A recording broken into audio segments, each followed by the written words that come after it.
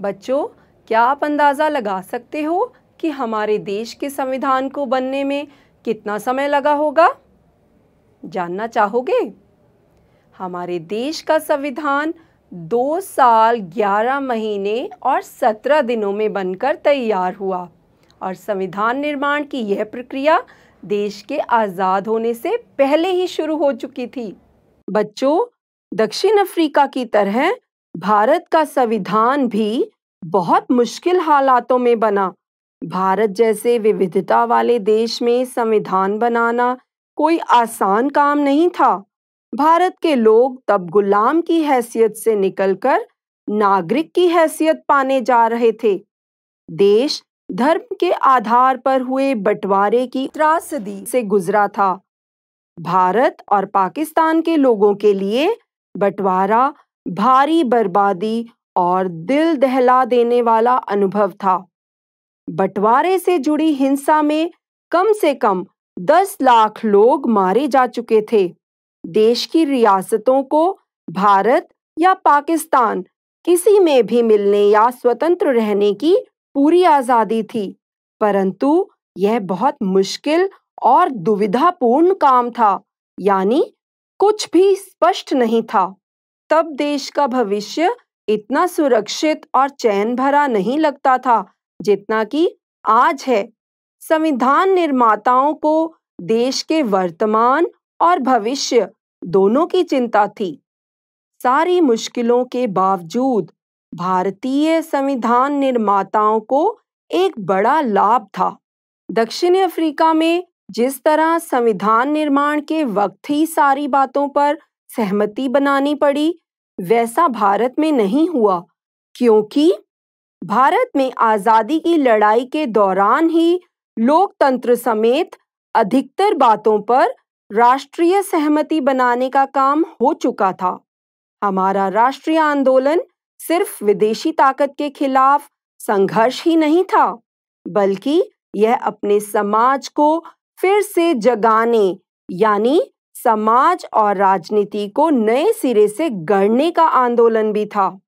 भारत को किस रास्ते पर चलना चाहिए, इसे लेकर आज़ादी की लड़ाई के दौरान भी अलग-अलग विचार थे।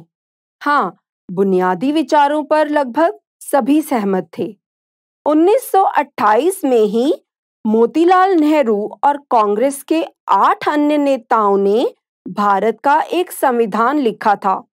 1931 में कराची में हुए भारतीय राष्ट्रीय कांग्रेस के अधिवेशन में एक प्रस्ताव में यह रूपरेखा रखी गई थी कि आजाद भारत का संविधान कैसा होगा। इसमें वयस्कों को मताधिकार देने, समानता और अल्पसंख्यकों के अधिकारों की रक्षा की बात की गई थी। इस प्रकार संविधान की रचना से पहले ही बुनियादी मूल्यों पर सभी नेताओं की सहमति बन चुकी थी। इसके अलावा अंग्रेजों द्वारा स्थापित की गई राजनैतिक संस्थाओं ने भी नई राजनैतिक संस्थाओं का स्वरूप तय करने में मदद की। 1937 के बाद पूरे ब्रिटिश शासन वाले भारत में प्रादेशिक असेंबलियों के लिए चुनाव कराए गए थे।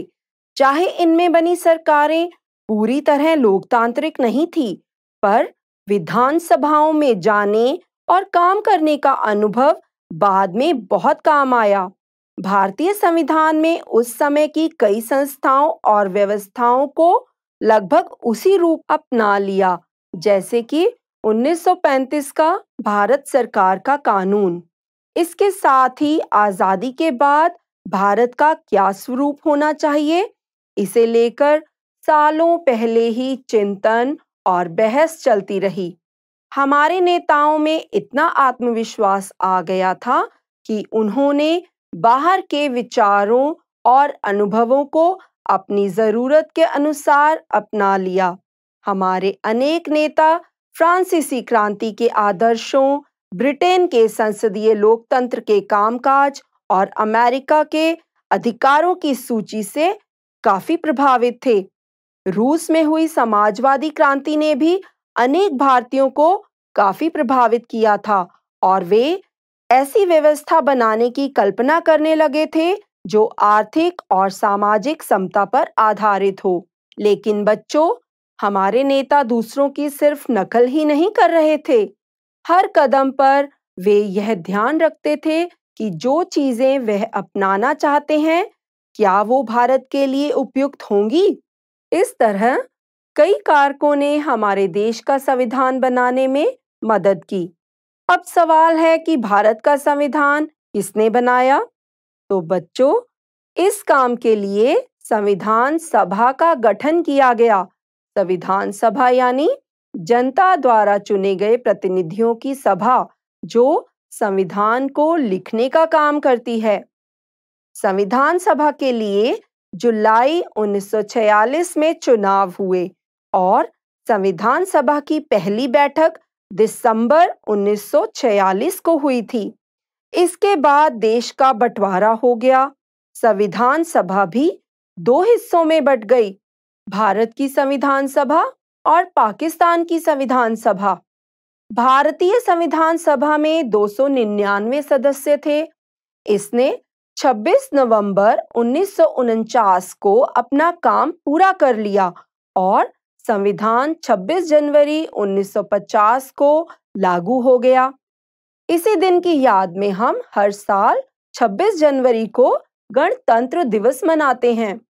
अब सवाल यह है कि इस सभा द्वारा बनाए 70 साल पुराने संविधान को हम क्यों मानते हैं? तो इसका उत्तर है कि संविधान सिर्फ संविधान सभा के विचारों को ही व्यक्त नहीं करता है, यह अपने समय की व्यापक सहमतियों को भी व्यक्त करता है। और यही कारण है कि इतने सालों बाद भी किसी भी बड़े राजनीतिक दल ने संविधान की वैधता पर सवाल नहीं उठाया है, और यह बहुत बड़ी बात है। हाँ, कुछ सामाजिक समूहों द्वारा इसके कुछ प्रावधानों पर सवाल जरूर उठाए गए हैं। जानते हो बच्चों, दुनिया के कई देशों में संविधान को फिर से लिखना पड़ा, क्योंकि संविधान में लिखी गई बातों पर वहां के सभी सामाजिक समूह या राजनीतिक दल सहमत नहीं थे। कई देशों में संविधान है, पर वह किसी भी अन्य किताब की तरह सिर्फ एक दस्तावेज है, उस पर अमल नहीं किया जाता। पर हमारे संविधान की बात ही अलग है।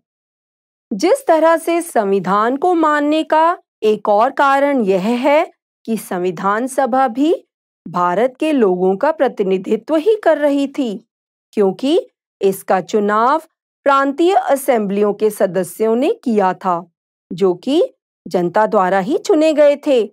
और इस तरह देश के सभी भौगोलिक क्षेत्रों का इसमें उचित प्रतिनिधित्व हो गया था।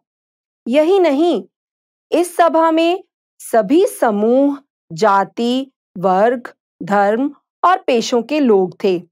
कई सदस्य भारतीय राष्ट्रीय कांग्रेस के थे, जिसने राष्ट्रीय आंदोलन की अगुवाई की थी। जिस तरह से संविधान सभा ने काम किया, वह संविधान को एक तरह की पवित्रता और वैधता देता है। सबसे पहले बुनियादी नियम बनाए गए और उन पर सबकी सहमति ली गई। फिर प्रारूप कमेटी के प्रमुख डॉक्टर B.R. अम्बेडकर ने चर्चा के लिए एक प्रारूप संविधान बनाया। प्रारूप यानी किसी कानूनी दस्तावेज का प्रारंभिक रूप। संविधान की प्रत्येक धारा पर कई कई दौर में चर्चा हुई। धारा होती है बच्चों किसी दस्तावेज का खास हिस्सा या अनुच्छेद। 2000 से ज्यादा संशोधनों पर विचार हुआ, यानी उनमें बदलाव के बारे में सोचा गया।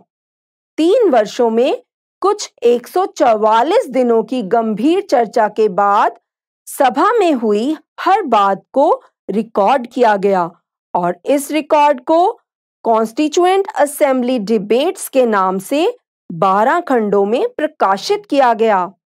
इन बहसों के आधार पर हम हर प्रावधान के पीछे के तर्क और सोच को समझ सकते हैं। इनका उपयोग संविधान की व्याख्या करने के लिए भी होता है।